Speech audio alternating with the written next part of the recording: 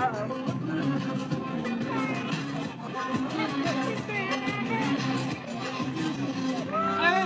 my balloon is stuck.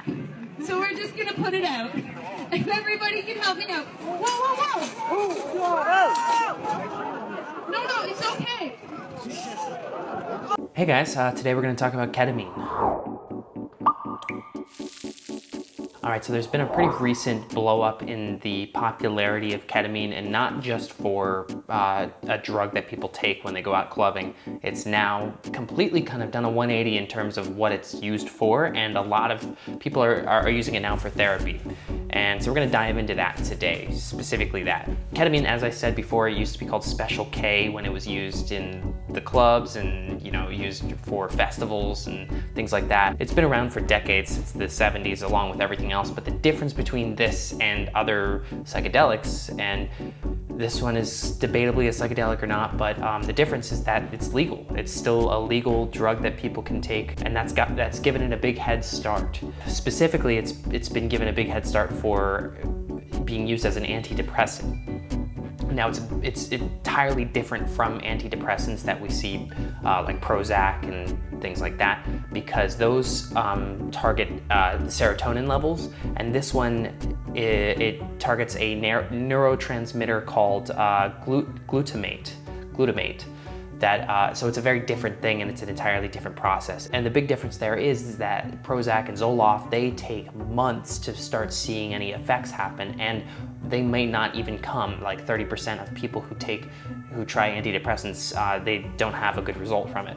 So ketamine, in opposition to that, you take ketamine and instantaneously you're getting results. It has kind of, a lot of people report an out-of-body experience with ketamine, and it's an entirely different process, and it seems to be one that works a lot better than antidepressants, which is crazy because we've had antidepressants for decades now, and to think that like it's only 70% effective, whereas ketamine is almost always effective, is really, really fascinating, and it's kind of interesting to see us go down this road. There are a few ways of taking it. There's one way is a nasal spray, one way is an IV, and one way is just a pill that you take like once or twice a week or something.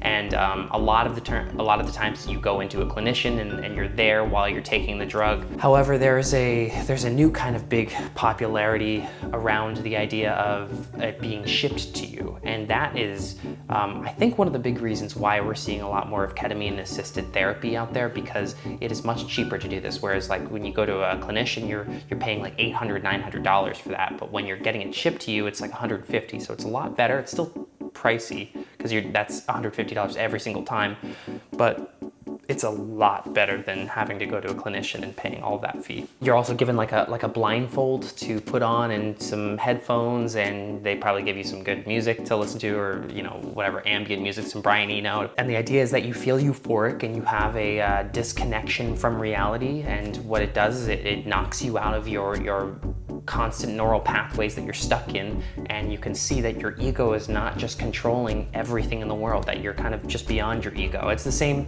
disassociation that you get with mushrooms, with psilocybin and LSD. So there is a similarity there. And as I was saying before, it seems to be extremely successful. Mindbloom, the one company that I was talking about, the CEO says that over 80% of his clients suffering from depression or anxiety experience significant improvement after 4 sessions.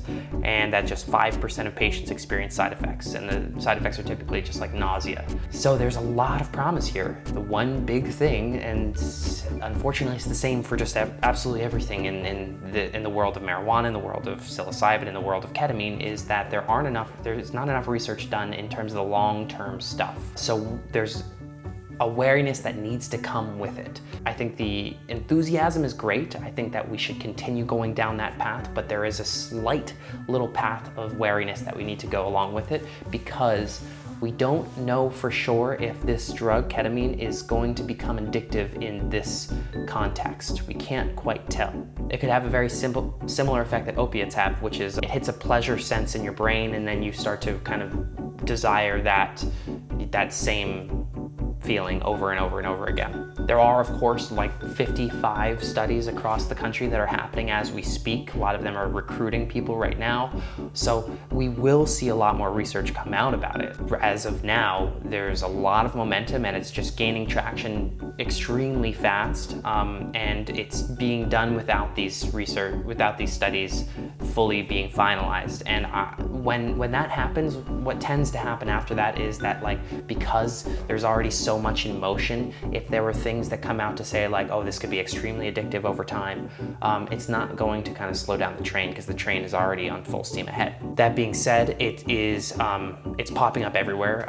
Mindbloom itself, they have like thousands of patients across the country. They can just ship it anywhere. It's very easy. My dad is even part of a clinician that is doing ketamine-assisted therapy. They're trying to get into psilocybin-assisted therapy. I get ads for Mindbloom on Instagram. It's very out in the open now, and I think that'll just become more and more apparent. As of now, there's a big steep level to get into these assisted therapy. Mindbloom itself, they say that they turn down about 35% of the people who apply for it because either A, they are not depressed enough, or they are too depressed, and this could potentially have some bad effects. It's not being done recreationally in any sense at this point, which is probably good. And one of the more interesting things is that they are done, these sessions, the sessions at home are done with psychedelic guides.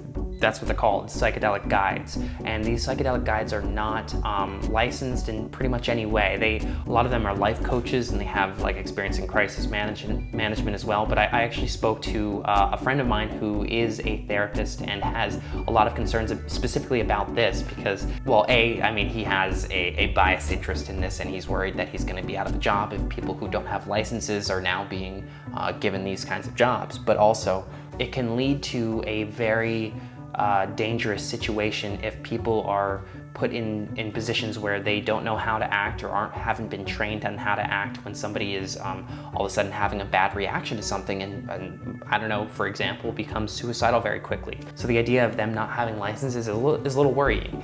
That and the research are the two things that we should be wary of. That being said, I am still very much on board with this. I'm very excited about where this ketamine-assisted therapy could go. I'm also extremely excited about where psilocybin-assisted therapy can go. I think that we're gonna see that pop up most recently in Oregon. We're gonna see that happen there. But you know, it's still gonna be a couple years before that comes out. And for some reason, it seems like there's much more research done on mushrooms because we've had decades of people taking it recreationally, and it's been so popular for so many years. And we know pretty much just through the use of doing it recreationally that it doesn't have a whole lot of addiction to it. Even if you take a bunch, there's not really much of an addictive quality to it.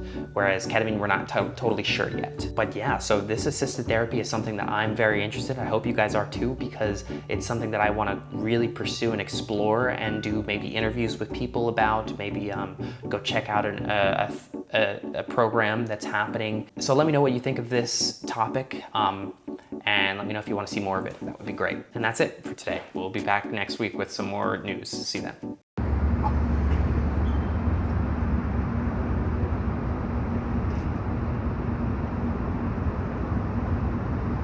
Did he kill himself?